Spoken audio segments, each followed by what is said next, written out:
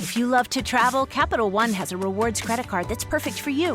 With the Capital One Venture X card, you earn unlimited double miles on everything you buy. Plus, you get premium benefits at a collection of luxury hotels when you book on Capital One Travel.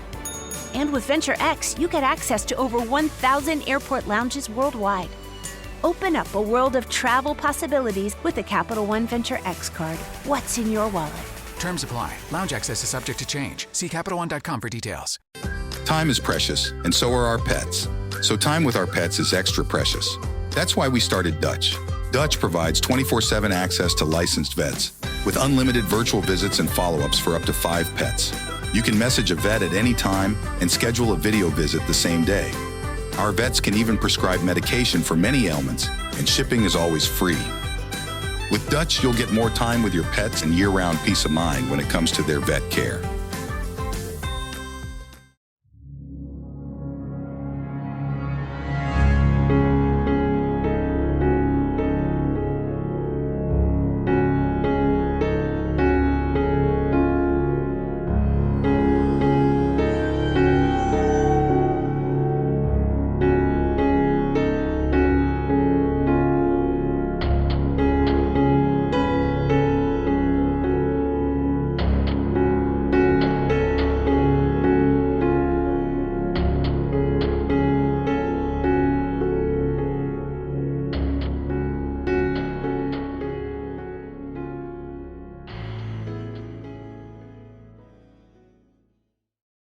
You move into an old house on the edge of town. Nothing fancy, but you like the old feel and the extra space. Except for the basement. It's just super creepy. But you like the house as a whole. And the area is just removed enough for you to find the peace and quiet you've been pining for. The place has a pensive stillness to it, like it's waiting for something. Or someone. It starts with a dream. Every night, it's the same. A woman in a rose print dress stands at the foot of your bed. Her dress is tattered and torn, her arms bruised, her wrists bound. She doesn't speak. She points. Same direction, every time, toward the backyard. The recurring dream continues into your second week in your new home. But now, the woman beckons you to follow. And you do. She silently leads you to the back door, and down the steps, across the yard. She suddenly stops a few feet shy of the overgrown and untended garden.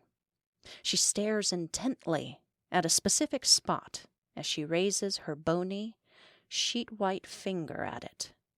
And then, she's gone in an instant. You stand there staring at nothing, the horror suddenly dawning on you that your feet are cold and wet against the grass. This was no dream. The next morning, you find the spot. It's not difficult. The garden may be overgrown, but this spot is particularly bare. You begin to dig. The deeper you get, the greater the pit in your stomach grows. The image of the woman, her eyes, her bound wrists, her dress. Thump.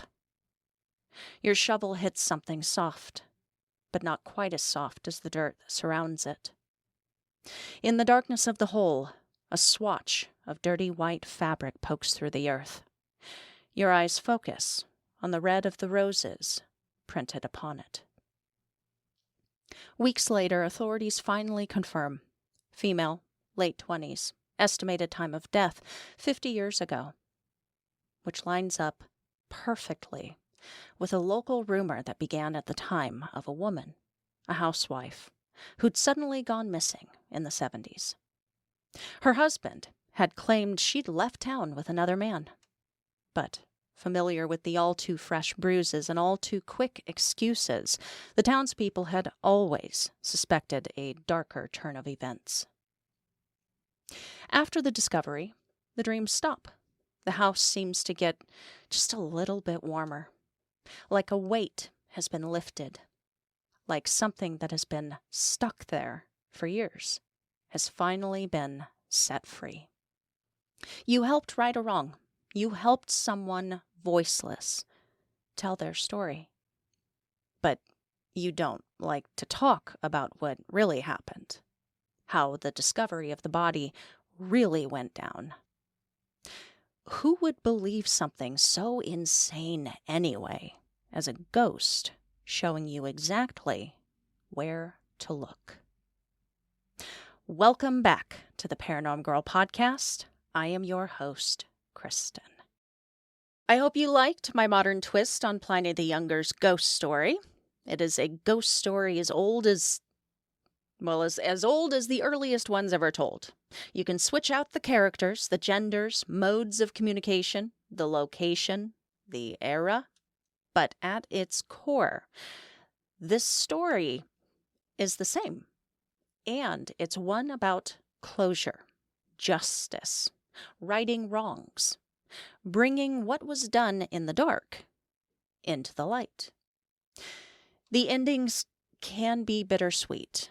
The ghosts in these tales, they don't always get the eye for an eye owed to them. But sometimes they do.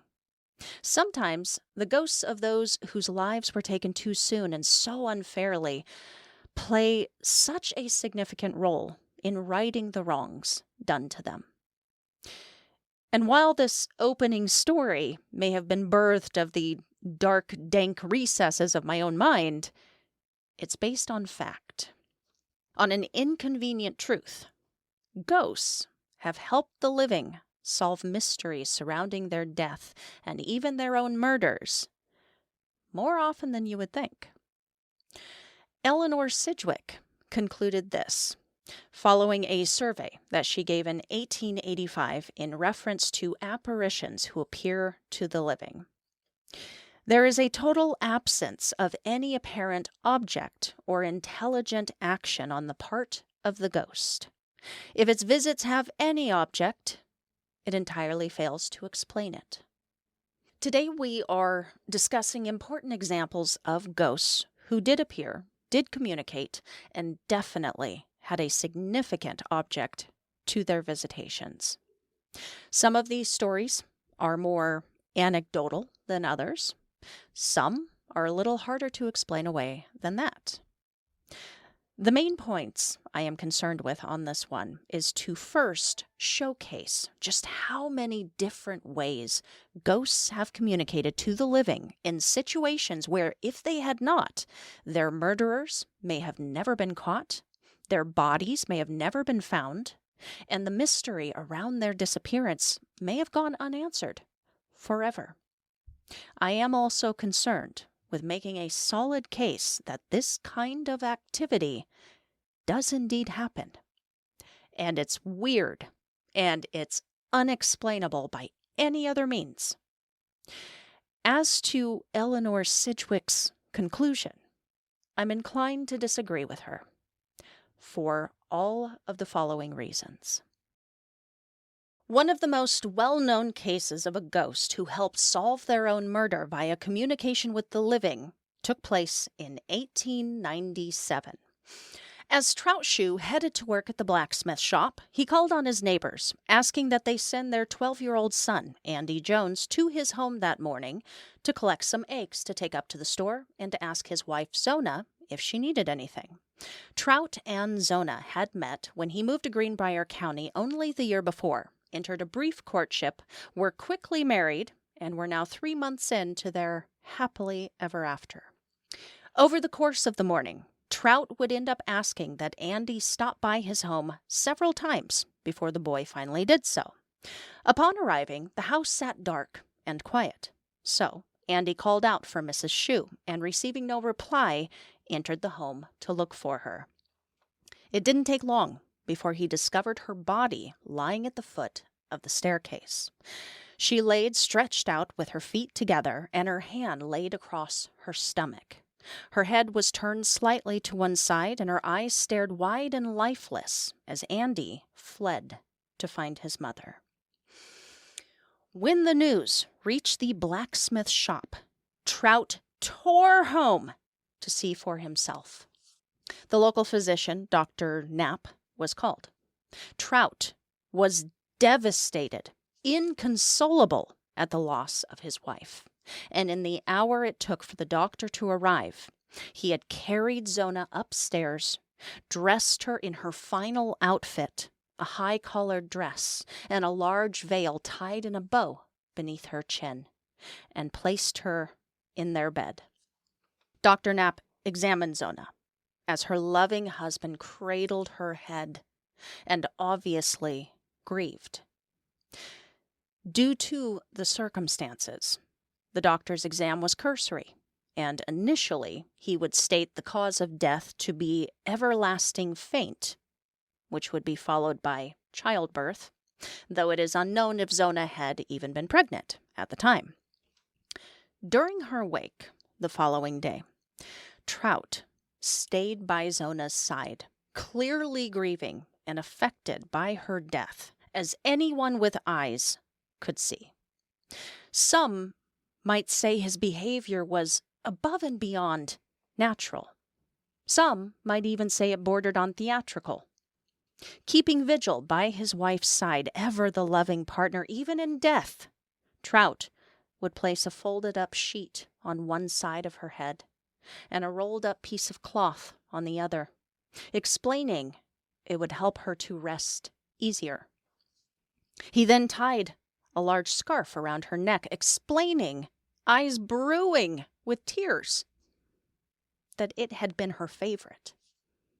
Methinks the lad protests too much. Murmuring began to spread amongst the funeral party. But alas, what you gonna do? You know? What are you gonna do? Zona was buried the following day. Now, one person at this wake had a particular dislike of Trout. She'd never liked him, never trusted him since the very moment her daughter introduced them. Mary Jane Heaster, Zona's mother, was convinced that this no-good drifter-grifter had something to do with her daughter's death. Though she knew there was no proof, her suspicions would be further aroused by a strange incident, a sign of sorts. Following the wake, she called attention to the folded-up sheet used to prop Zona's head during viewing. Trout would tell her, "You can keep it, Mother." She took it home with her. Though it appeared white and clean, it smelled quite strange, quite awful, and so she washed it. Pressing it down into the wash tub, the water turned red. So she ended up washing it again, boiling it, drying it over and over, freezing it. But no matter what she tried, the sheet retained a reddish tinge. Out! Out! Damned spot! Macbeth. So, taking this as a sign from her daughter that perhaps her suspicions weren't far off the mark in regards to her son-in-law, Mary, an already pious woman, took to praying harder, deeper, longer. Her prayers were constant, and in them she begged for Zona to appear, to be allowed to come back and tell her the truth.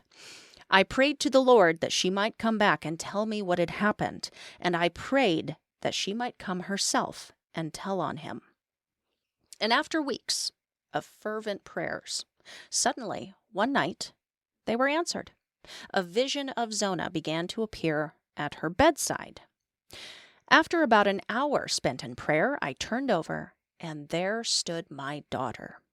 And I put my hand out to feel for the coffin, but it was not there.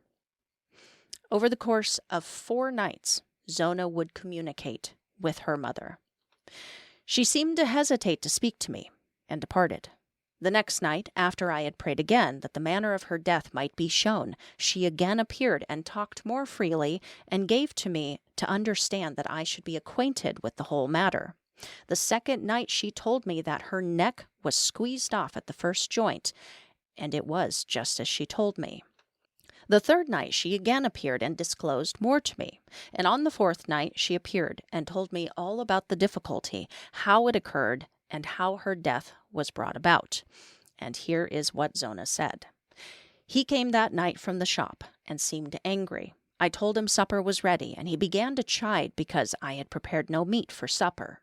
And I replied that there was plenty. There was bread and butter, applesauce, preserves, and other things that make a very good supper. And he flew mad and got up and came toward me when I raised up, and he seized each side of my head with his hands, and by a sudden wrench dislocated my neck.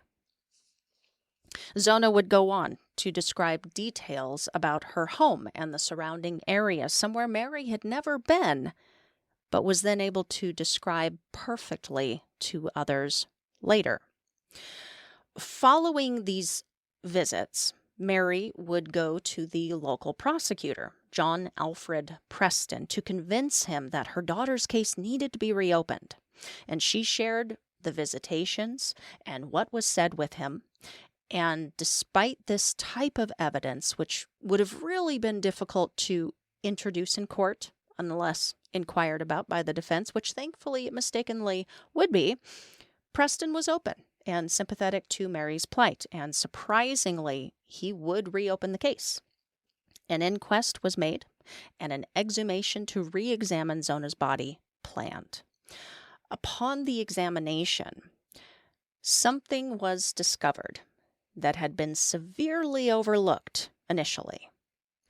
Her neck was hella broken, like all the way broken, just as described by Zona's ghost. Trout, present at the exhumation, once again acted unnaturally, manic, suspicious, and upon the discovery of Zona's neck, he was immediately placed under arrest. 5 months following Zona's death, Erasmus Stribling Trout Shue would be sitting on trial for her murder. In court, sure as his defense was of the nail in the coffin to make Zona's mother appear less credible, they introduced the ghost thing. Try as they might to make her appear unsure, wishy-washy, not all there, they would fail.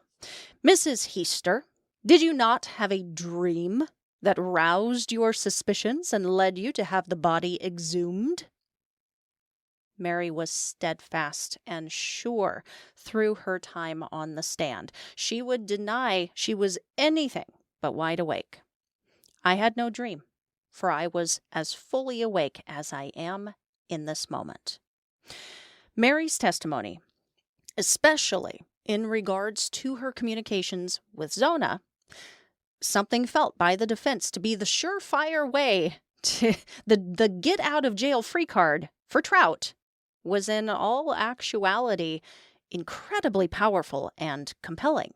She was well known in town to be a pious, Christian, honest woman, and her testimony, as circumstantial as it was taken as gospel and would end up being the strongest card played for the prosecution.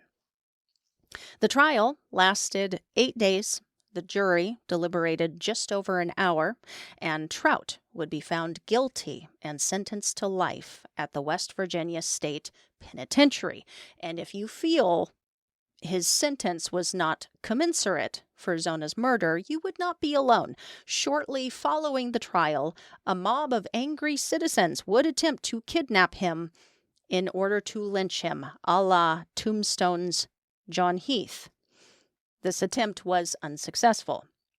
And that is the bittersweet element of some of these stories. The ghost in question may have found closure of sorts, but don't always necessarily find equality in the ending of their stories. But then again, perhaps Zona ultimately did find equal justice. 3 years into his incarceration, Trout up and died. Reportedly, it was due to a tuberculosis outbreak amongst the prison population. Some retellings leave the illness a bit more mysterious and unexpected than that. Zona Heaster Shue's story is well known for very good reason. It is the only case on record in which testimony from a ghost led to a murder conviction. Often, the first to sense that something is wrong are the people that are closest to us. When someone goes missing, is hurt, is killed, it's the mothers, the fathers, the siblings who wake in the middle of the night with a start or are filled with a feeling they can't explain. Sometimes it's something undeniable and in their faces, as in the case of Mary Heaster, literally seeing her daughter standing before her. Sometimes it's a knowing. Sometimes it is a dream. Another well-known case is that of the Red Barn murder from 1827 in Polstead, Suffolk, England. 24-year-old Maria Martin was murdered by her lover, William Corder, inside a local landmark called the Red Barn. She was then put into a sack and buried in one of the grain storage bins. It would be a year before her body was discovered and William brought to trial and ultimately found guilty of the crime. William had done a good enough job of hiding the fact Maria was missing for that year with letters sent to her family explaining that they had eloped and were living as a married couple as she had wanted on the Isle of Wight. Though these letters always included excuses as to why she could not write herself, such as she had fallen too ill or had injured her writing hand. Oh, oops, some of the letters, they must have been lost in the post. Sorry, didn't get that. He found reasons to excuse why he could not bring his wife back to Polstead. His letters and excuses were already growing very, very suspicious. But then Maria's stepmother, Anne, began to have strange dreams. She dreamed that Maria was actually dead. She'd been killed in the Red Barn, her body buried, and William Corder had done it. After dreaming this multiple times, she finally convinced Maria's father, her husband, to go to the Red Barn and dig. He would acquiesce, and quickly would discover the badly decomposing corpse of Maria Martin, with William Corder's green handkerchief tied around her neck. Now, it was concluded she was shot, not strangled, so I think the green cloth was just accoutrement, but that it was found on her body, pretty damning evidence. Now, I won't go into great detail about this case. There's so much more, but that's just because there's tons of information about it and the trial and the lead up to William's completion of his death sentence, because I want to spend extra time today on some lesser known cases. But I just want to include that a ghost finding equal justice may be rare, but in this case, that rarity was exceptionally exceeded, in my opinion. Not only was her murderer found guilty and hanged in front of a huge crowd for his crimes, but then his body was publicly dissected, left open for 5,000 people who filed in to stare at his filleted corpse. Death masks were created and sold. His skin was tanned and used to bind what has just been discovered this year to be not one, but 2 books about the murder. And his skeleton sat on display for teaching purposes at the West Suffolk Hospital before it was then put on public display at a museum in the Royal College of Surgeons of England for years. It wouldn't be until 2004 that William Corder was finally shown a bit of grace when his bones were finally taken down and he was cremated. Those skin books are still out there, though, so wonder how his ghost is doing. Another quick example of communication from beyond the grave with a family member comes from the Philippines in 2004. The body of Catherine Ballesteros was discovered in her home. She had been stabbed 33 times. The scene was gruesome. It was so awful her parents were not allowed inside and would be directed to see Catherine only following her transfer to the morgue. Upon seeing the corpse of her child, Catherine's mother, Emmer, was overcome with grief, weeping and clinging desperately to her daughter, pressing her head against hers. In a moment between sobs, Emmer heard something. A single whispered word from the lips of her dead child. A name. Baba. Blood, fingerprints, and footprints that were found on Catherine's floor were not a match for her. The police were hopeful, but knew they'd only find the person responsible if he already had a record. Upon Emmer sharing what she heard her daughter's voice say in the morgue, pieces quickly fell into place. Police discovered that Baba was a nickname of a well-known thief in Catherine's neighborhood, Ryan Baba Viscara. Ever the criminal, Baba was already serving time in jail for unrelated crimes, so the police easily tracked him down. The prints and blood found at the scene were a perfect match. Baba is currently serving a life sentence for Catherine's murder. Now, family doesn't always hear the call from the other side, and the deceased may be forced to connect with a stranger, but one who is especially equipped to handle this type of communication. Time is precious, and so are our pets. So time with our pets is extra precious. That's why we started Dutch. Dutch provides 24/7 access to licensed vets, with unlimited virtual visits and follow-ups for up to 5 pets. You can message a vet at any time and schedule a video visit the same day. Our vets can even prescribe medication for many ailments, and shipping is always free. With Dutch, you'll get more time with your pets and year-round peace of mind when it comes to their vet care. I was sleeping and got awoken by this girl who said she had been murdered. She needed help. I was kind of stunned and not understanding what was going on and what I was supposed to do. Detroit, Michigan psychic medium Christy Robinette is quoted as saying on a show about the case. It was 2005. The urgency of the spirit led Robinette to begin searching the internet for a missing person who matched this girl that she was seeing. And when she stumbled across the file for Ashley Howley, she knew she'd found her. Ashley was only 20 years old, blonde, and very pretty. She'd gone missing from Columbus, Ohio, and hadn't been seen since June of 2004. Robinette says she received multiple visits from this girl. She wanted her body found. She wanted her family to have closure. She also wanted her ex-boyfriend to pay for what he had done.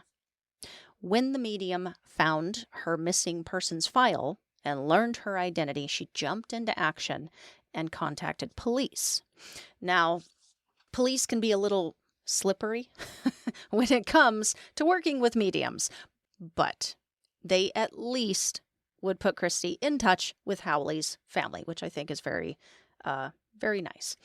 Ashley led Christy to believe that she had been buried in a forested area near Columbus, and she tried to show her where her body could be found, presenting her with these images of light-colored pines. Now, Christy and a relative of Howley's set out for Columbus. They ended up in the right forest, but it didn't match what Ashley was showing Christy. Luckily, thanks to a chance run-in with a park ranger, they were directed to a specific spot that did include light-colored pines. Once there, Christy said she could feel it. This was the spot. But unfortunately, police were not going to dig on private property, especially if their cadaver dogs hadn't picked anything up, even if that private property was owned by the ex-boyfriend's father. Don't be suspicious. Don't be suspicious. Don't be suspicious. He was under suspicion. But the case would go cold for 2 years.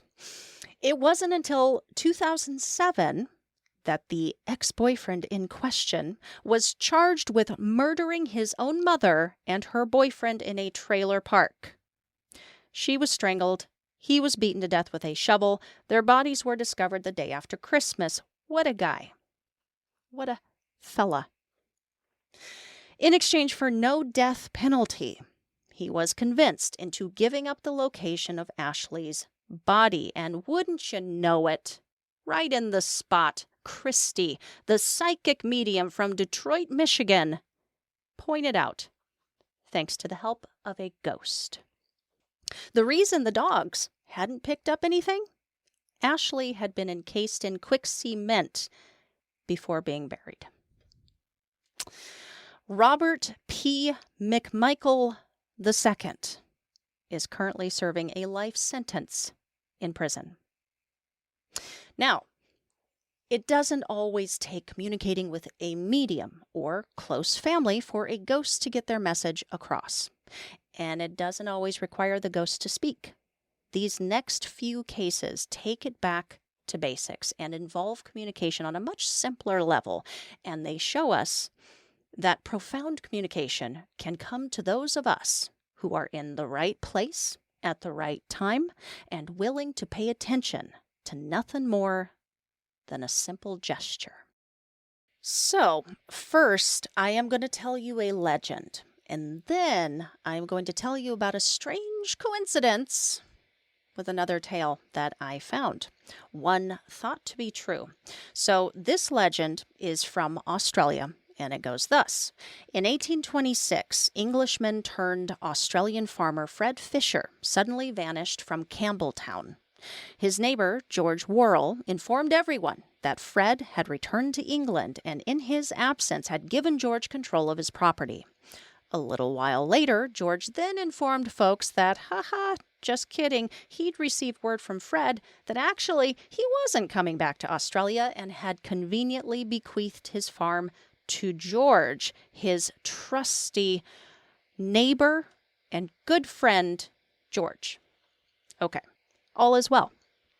4 months later, a young local named John Farley was walking along a creek located near a field. Suddenly, he looks up to see Fred Fisher sitting on a nearby bridge. Without a word, Fred raised his hand, pointed to a spot in the field, and then disappeared in front of John's very eyes. While nobody took John's word for it, suspicions surrounding Fred's sudden departure had been raised. The sitch was kind of spooky. Okay? So, the field was searched, and the remains of a murdered Fred Fisher were discovered in a shallow grave near the creek.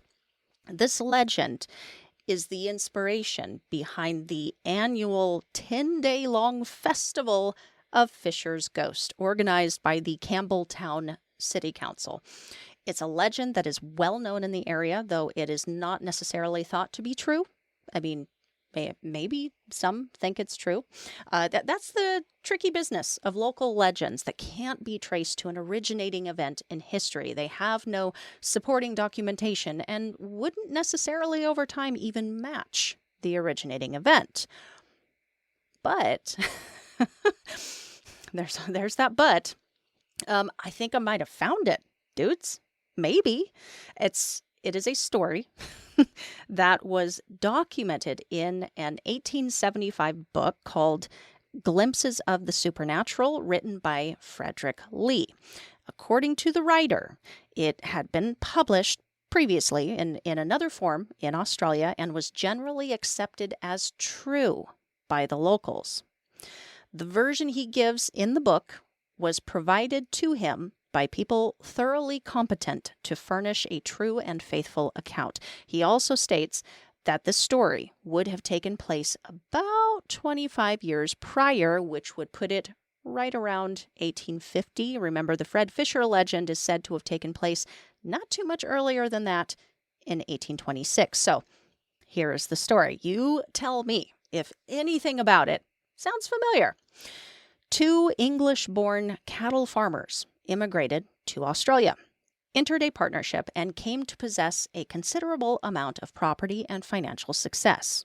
One of the men suddenly goes missing. Weeks were spent searching for the missing man, but nothing could be found of him. One evening, his partner walked along the edge of a pond, heading home. He came upon a figure sitting beside the water. It was his missing partner. Without a word, the figure raised his hand and pointed his index finger at an especially dark depth of the pond before fading away. The next morning, the pool was dragged, and the body of his partner was discovered in the exact spot the apparition indicated. His body had been weighed down with a large stone, and the axe that had clearly been the implement of demise was recovered near his body. The axe was traced to its owner, a local adventurer, who, when searched, was found to be in possession of certain valuable documents belonging to the murdered man, and like George Worrell in the Fred Fisher legend, eventually confessed and was executed. I did forget to mention that part before. The distance between Campbelltown, Australia, and where this story is said to have taken place, Ballarat, is quite far, which does put a damper on my theory that they are conceivably the same story, one based off of the other. But then again, legends have a way of sharing themselves across time and space. So who knows? Perhaps one is an adaptation of the real story. Perhaps they're both adaptations of the unknown original event. I just thought it was interesting that one is said to be legend, while the other is said to be true, but both are so very similar. All right, so one more example here of a ghost helping a stranger and or non-medium living person to solve their murder, and then we're going to move on to some really weird, but arguably some of the most profound examples of this phenomenon. So this one took place in 2002 in Toronto. This one was rough for me. Lisa Poslins had been working late in her office. Lisa was especially involved and close-knit with her family. Both her mother and sister were very aware this night that her plan was to work through the evening.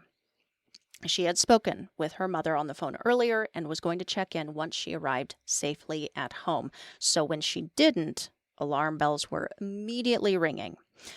It was incredibly out of character for her. Her sister went to Lisa's office building and upon finding it locked, called police to come by and check on her. Police found no trace of Lisa in her office on the 5th floor. After searching the building, they found themselves stopped short at the locked door of a utility closet in the basement. A pool of blood could be seen seeping beneath the door. With the assistance of a security guard, they gained access and discovered an especially grisly scene. Blood on the floor, blood on the walls, a body of a petite woman lay on her side on the floor. She had been assaulted, stabbed multiple times, and her throat cut. It was quickly confirmed by her family following the discovery that this was their Lisa. The janitorial superintendent for the building, Rui Marquez, was immediately under suspicion because he had a special access to the entire building. He held the keys and security codes for all of the doors. He would be cleared by DNA evidence later, but his part in Lisa's story would not end there. 4 months later, with Lisa's case still open, her murderer still at large, Rui was cleaning in the same office building. He was shining a black-topped table when he noticed the reflection of someone in its surface standing behind him. Turning to look, he stared at a shadowy figure standing before him. The hair stood up on his arms. It was Lisa. Silently, Lisa's ghost raised her arm and pointed to the table over which Rui leaned, rag in hand and frozen. Before he could say or do anything, Lisa vanished. Looking down into the deep black abyss of the table, someone in particular came to mind. Lisa had just given him a clue. He would not volunteer this experience to anyone for fear of being seen as crazy. Not until police showed up, following up with him later to question him about workers in his employ, would he share who it was he thought Lisa had been trying to show him. Nelson de Jesus did not consistently work in Lisa's building, but he did sometimes. He had previously encountered Lisa in Rui's presence, had taken a special notice of her. Rui recalled de Jesus referring to her as hot. Days following Lisa's murder, a group of cleaners arrived at the building for work, one of which was de Jesus, who volunteered the information that he couldn't have killed Lisa because he had been working at another location all weekend long. DeJesus, who had been convicted 11 years prior for sexual assault, was well aware of the location of the utility closet and knew how to access it without the keys due to a faulty lock at the time. DeJesus, who was known to always dress entirely in black. April of the following year, Nelson DeJesus would be found guilty of Lisa's assault and murder.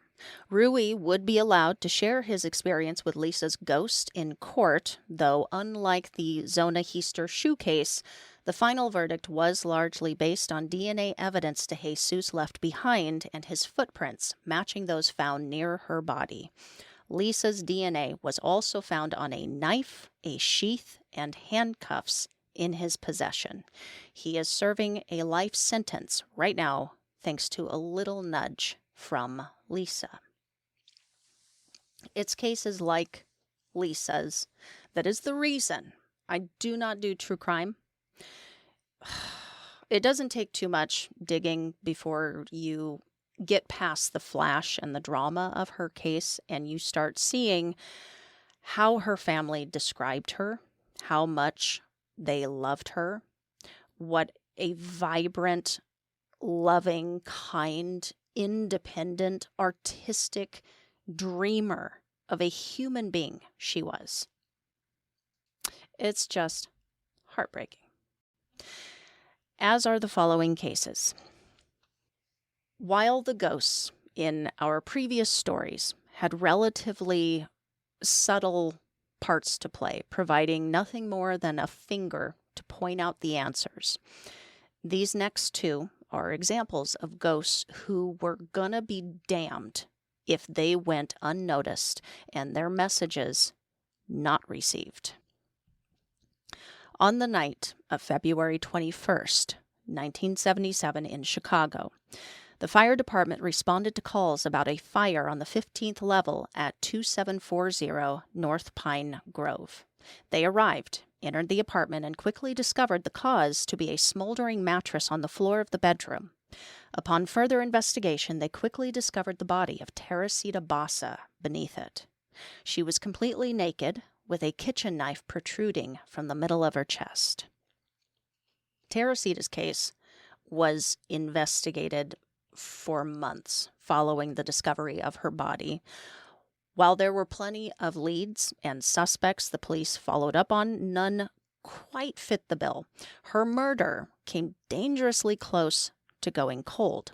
But in the strangest of strange turns of events, a fellow employee of Edgewater Hospital and fellow respiratory therapist Remy Chua began acting very odd at work. Now, despite these two women only ever having a nodding of heads as they passed each other in the hall's level of familiarity, Remy began to affect and imitate their late coworker. She seemed more talkative and cheery than usual, began to talk about subjects that Teresita was known to chat endlessly about, like the piano and classical music. Remy's voice and mannerism seemed to suddenly change, sounding and looking eerily similar to Teresita's own. She even began eating lunch in Teresita's favorite spot and humming to herself, as Teresita used to do.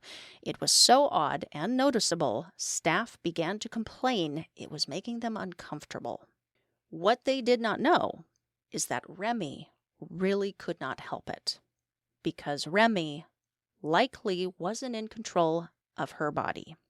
Prior to these changes taking place, Remy had been at work on a normal day. She had gone down to the locker room for a break. Sitting quietly in a chair, she suddenly felt a presence. When she looked up, the apparition of Teresita Bassa stood before her.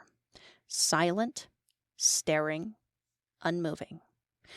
The only thing other coworkers would see at this moment was Remy sitting in a chair and suddenly bolting from the room in fright. And this event would then be followed by her changes in behavior. But Teresita had much more in store than this for Remy. A series of events would follow that would ultimately give Teresita the justice that she was after. The first took place while Remy and her husband, Dr. Chua, sat together in their living room one evening. Suddenly, and without explanation, Remy stood with a strange look on her face and exited the room. After some time had passed and she hadn't returned, Dr. Chua went to investigate and would find her lying across their bed, eyes wide open, staring dead ahead at the ceiling. Dr. Chua asked if she was feeling all right and what was the matter. In a voice not her own, Remy responded in the Tagalog language with a Spanish accent, "Ako y Teresita Basa." I am Teresita Basa. After repeating this and continuing to ramble in Tagalog to her bewildered husband, she would then say, "Dr. Chua, I would like to ask your help." She would say she wanted help to stop the person who had killed her. She begged him to call the police, that she would tell him what to say. This trance would last for 30 minutes before Remy suddenly came to, not understanding why she was in the bedroom or remembering any of the conversation she had just had. The next event took place not too long after. Again, the couple were sitting in their living room. Remy was on the phone with a real estate agent as the Chuas were in the midst of trying to sell their house. Abruptly, she stopped speaking. She turned, handing the phone receiver to her husband, and muttered, "Teresita wants to come back," before wandering away. He would once again find her lying across the bed, eyes open, staring straight ahead. "Ako y Teresita Basa." Again in Tagalog, again with a Spanish accent. Again, she begged for his help. Again, she begged him to call the police. The conversation went similarly to the first. However, this time, Teresita said, "I will give you the proof you require." The following day would be the final event before Dr. Chua would finally call police. This time, Teresita would give Dr. Chua the name of her killer, and indeed give him the proof he needed to give to the police, something the police weren't even aware of. Her killer was named Alan Shue. Alan had worked alongside Teresita and knew her very well. He worked in the respiratory unit as a technician. He lived close to Teresita's apartment complex. He visited her often in her home. Went to her concerts. She played for a classical band. His initials matched a note that the police had found in her living room, untouched by the fire. It read, "Get tickets for AS." Up until police actually considered Alan, they hadn't really considered AS was for Alan Shue. The Chuas, mostly Dr. Chua, were still reluctant to come forward. It was tricky to imagine how to go about doing so while still being taken seriously. They decided to fib a little bit about how they came to the information, reporting to the police that Remy had received a threatening call from someone and believed it to be a fellow employee of the hospital. When asked who she thought it could have been, Remy would say, "I believe it was Alan Shue. I'm terribly afraid of him." Upon following up on this lead, Detective Stahula, who had been investigating the Teresita's murder since the start, leading the investigation, sat interviewing the Chuas in their living room. He was there to follow up on this mystery call and just get more information about this Alan when he noticed the both of them looking kind of uncomfortable and nervous. Taking note of this, asking if the doctor was okay, if there was something he was wanting to say to him, it didn't take long before Dr. Chua stared over at his wife, both silently making a decision, turning back to the detective and saying, "Tell me, Mr. Detective, do you believe in the occult or in exorcism?" They would tell the detective everything at that point, everything that had taken place, and they would also tell them the proof that they were going to need. Alan had taken jewelry from Teresita's bedroom that up until this point, not one officer was aware was missing. He had given some of it to his girlfriend. Dr. Shue went on. Teresita said the jewelry would be the evidence that you needed, and it would be.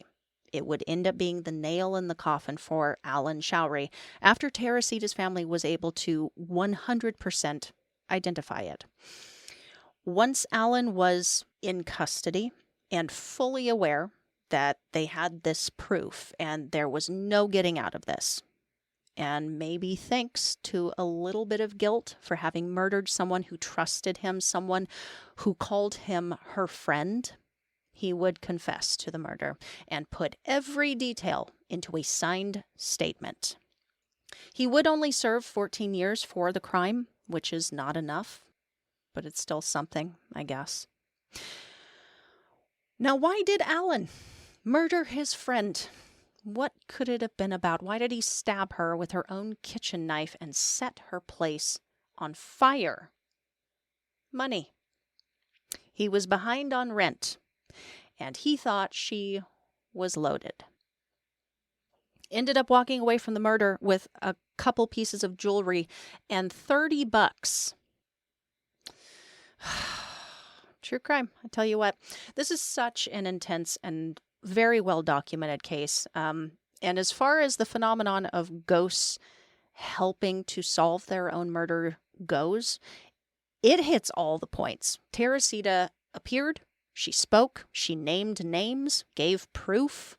If you want to learn more about this fascinating case, Mr. Ballin did an excellent episode about it, but I would also recommend picking up a copy of the book written about it, Teresita, The Voice from the Grave.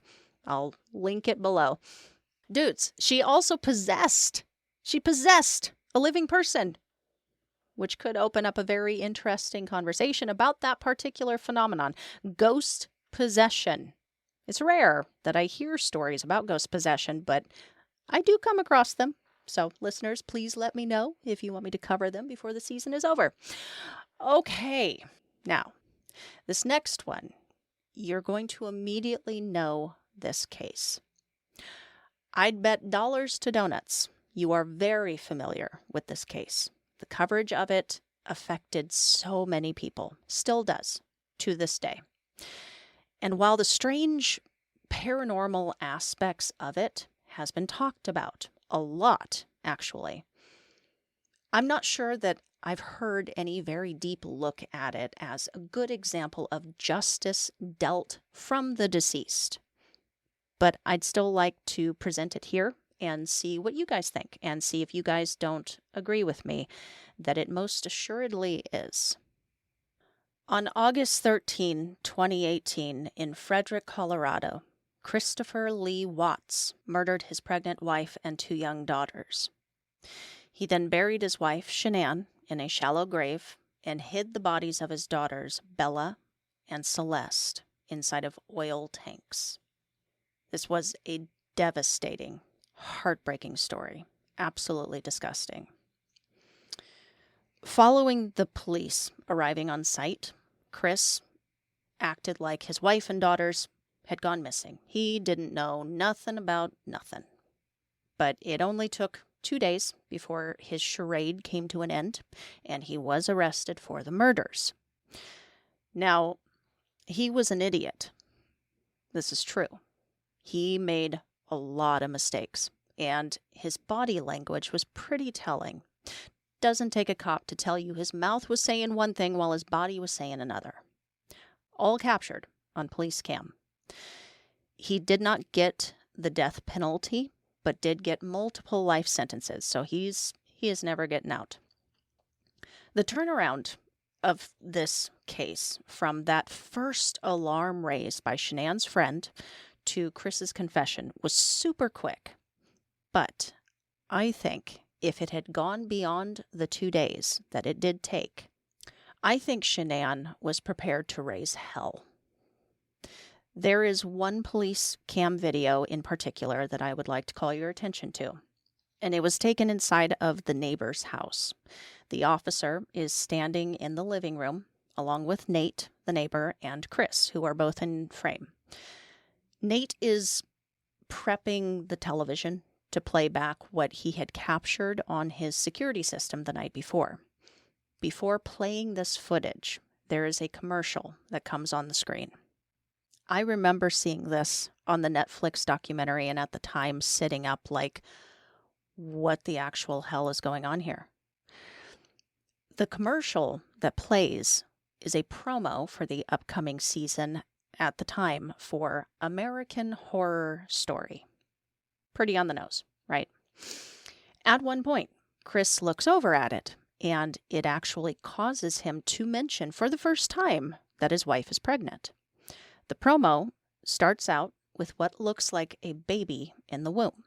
Turns out it's inside of an hourglass. Pans down to the bottom of the hourglass. Time runs out. A human skull then appears, submerged in oil. Small hands reach up from the oil to clasp the skull. And that is when Nate starts playing his footage, cutting off the commercial. But I think we saw everything we needed to see in this moment. This was the story, metaphorically and literally. We were shown before we knew. That cop was shown. The reason that I say Shanann was prepared to raise hell and get justice, if that is what happened, is not just because of this commercial, but that, in addition to all of the other strange stuff that took place, they captured on camera multiple EVPs.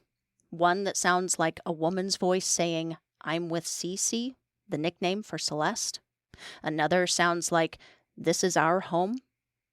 There are numerous, but those popped out to me.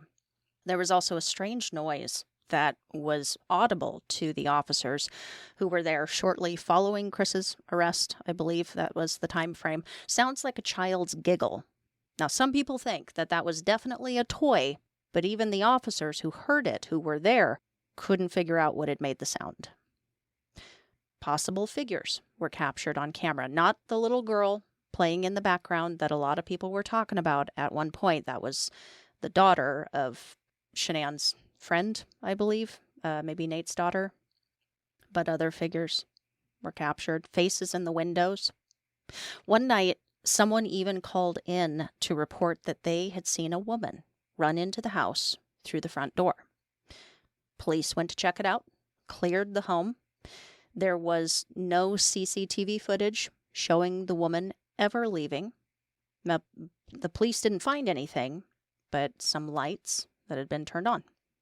The footage of them walking through the quiet house was so eerie. I don't know, just undescribable. There was just a ton of potential activity in the following days, which makes the commercial all the more potent. The potential that all of this activity and the commercial playing at just that perfect moment, the potential that it was coordinated somehow by something unseen but present, to draw attention, to drop hints that they were murdered, that Chris was their killer. I think that potential is there. It may have been all the combination of coincidence and audio pareidolia.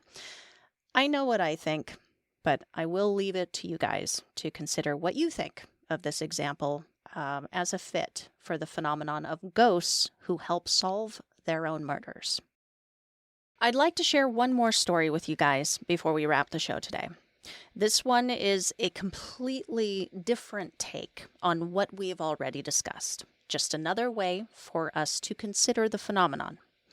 Many, many countries across the world hold a belief in reincarnation. It's often pointed out that stories that surface of children who remember their past lives and deaths are usually only found in predominantly reincarnation-friendly cultures. However, it can also be pointed out that perhaps that is the case because the parents of these freshly born people are open to it, and therefore keeping an eye out for things like birthmarks that may signify injury or death blows in a previous incarnation. And they also listen, really listen to what the child is saying once it is able to speak. Unlike some Western societies who don't give it any thought at all and are definitely not open to further interpretation. There are numerous examples of children who have described their past lives, down to the names of loved ones and details of their homes and hobbies that have been investigated by researchers such as Ian Stevenson and Eli Lash and have been found to be quite accurate. Too accurate to be a coincidence. These children have also been able to detail exact means of their death and the people involved. There is one story in particular that can make us consider the topic of today's episode in a broader context. It may make us question if the ghost of the recently deceased is unable to bring themselves the justice they deserve for whatever reason. Is that simply the end of their story? If their spirit was unable, might they still have an opportunity for recourse in order to right the wrongs done to them? In the book Reincarnation, True Cases of Children Who Have Lived Before, written by Trutz Hardo, he relays a story told to him by Eli Lash. Dr. Lash had started out his medical career in the most conventional of ways before beginning to lean into other possibilities later in life, becoming a regression therapist and spiritual healer interested in reincarnation.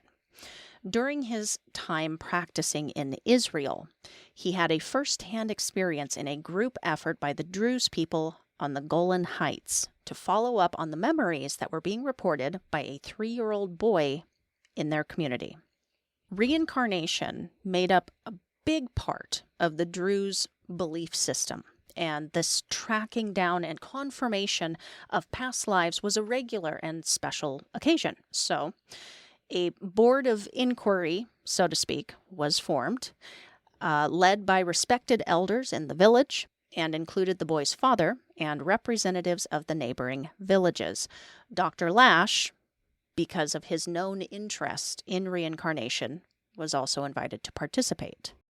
This boy had been born with a long red birthmark on his upper forehead. He had also already begun talking. What he had already been saying led the group to believe that in his previous incarnation, he had to have lived in one of the neighboring villages, hence the representatives of those villages being involved. And so the search began. They walked the boy to the first village. He said, "Nope." Second village, no dice. Upon visiting the third village, however, the boy perked up. This was where he had lived. And now that he was there, memories astirred. He suddenly remembered names of folks he had known. He also remembered his own, first and last. A local of the village recalled the name. Who the boy named had been a farmer who had suddenly gone missing 4 years prior. The villagers had just assumed the man had either been taken prisoner or killed by the Syrians. Nope. The boy says he had been killed by an axe blow to his head. As the group continued to walk, the boy pointed out the home in which he used to live. Then he suddenly pulled up in front of a man, asking him if he was so-and-so. Hardo writes in the book that Eli had just forgotten the name the boy gave, so we don't have that. But the man would answer, yes. The boy then said, "I used to be your neighbor. We had a fight, and you killed me." According to Dr. Lash, the man suddenly went white as a sheet. The boy continued, "I even know where he buried my body."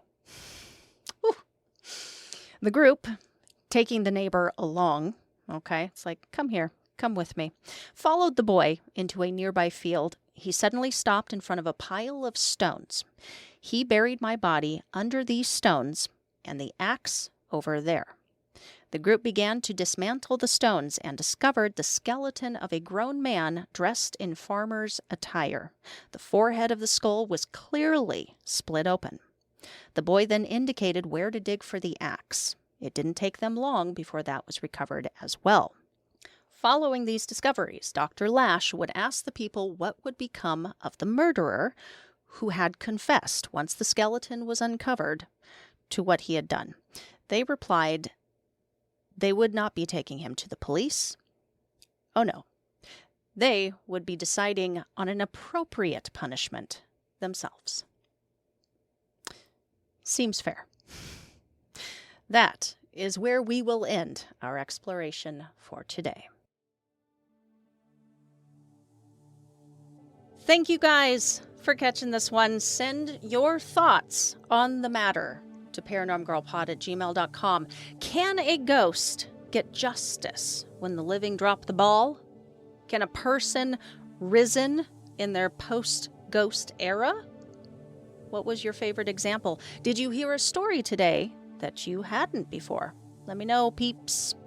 Support the show by following on social at Paranorm Girl Pod. That is also my YouTube handle, YouTube, where you can find video versions of all of these episodes and catch me live once a month with the monthly guest series. I have been popping up live more frequently as of late these days. Not sure how that happened, but it is always good. It's always a fun time. Do not miss another one. Subscribe and then click the bell icon to be notified.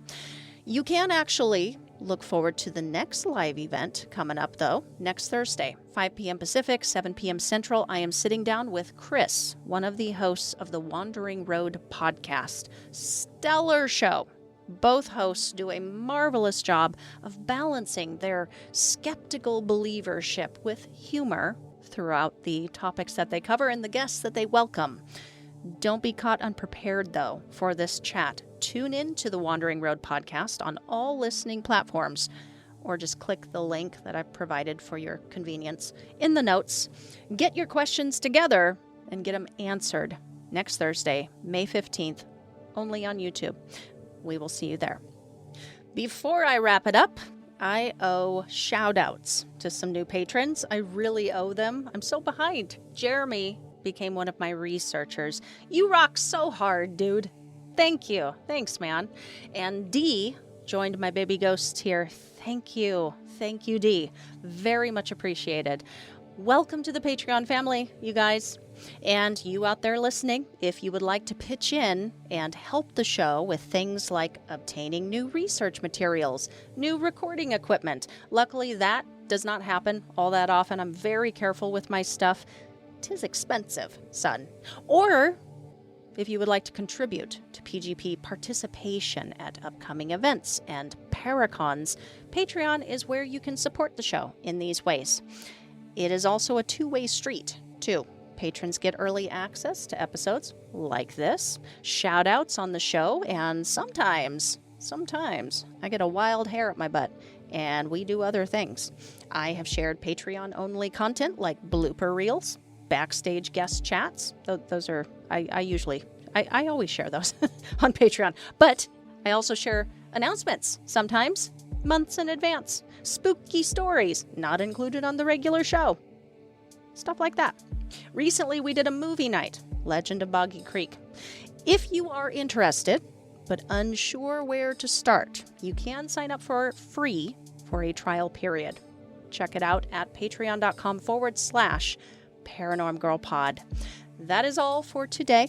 Thank you guys once again. I will see some of you at the live on the 15th, and I'll catch the rest of you back here in 2 weeks for our next deep dive drop. Until then, stay safe, keep the nightlight on, and sleep with one eye open.